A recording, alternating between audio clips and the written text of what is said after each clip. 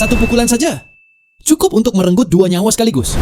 Wanita itu ambruk ke tanah, tak sadarkan diri. Tapi mereka belum puas. Salah satu anggota geng menghantam perutnya, keras, padahal dia sedang hamil.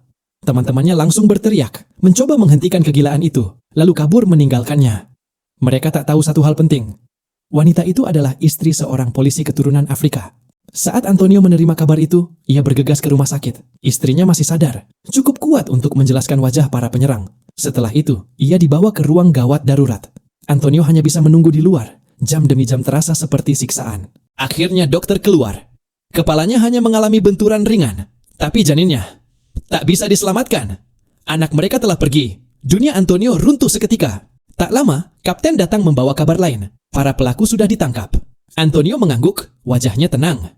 Tapi di dalam, amarahnya mendidih. Malam itu, saat istrinya tertidur, Antonio keluar diam-diam dari rumah sakit. Ia kembali ke kantor polisi.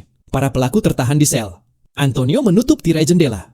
Mereka tertawa, mengira hukum akan melindungi mereka, mengira polisi takkan berani berbuat apa-apa. Mereka salah besar. Antonio mengambil barang sitaan dari mobil mereka, memilih senjata yang terasa paling pas di genggamannya. Si botak masih sok berani, menghina ibu Antonio, lalu berkata, ia tak menyesal sedikit pun. Kalimat itu memutus sisa kendali Antonio.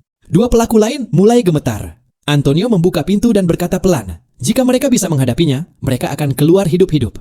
Detik berikutnya, amarah meledak. Pukulan demi pukulan menghujani hingga satu dari mereka terkapar tak bernyawa. Tiba-tiba, tahanan bertubuh besar menyergap dari belakang. Antonio melepaskan diri, membalas dengan tendangan keras yang menjatuhkannya. Si botak murka, tetap menolak meminta maaf. Tak ada belas kasihan. Di mata Antonio, pria itu adalah pembunuh anaknya. Pukulan terakhir menghancurkan wajah si botak. Namun setelah semuanya berakhir, amarah itu tak membawa lega. Karena satu hal tetap tak berubah, anaknya takkan pernah lahir ke dunia ini.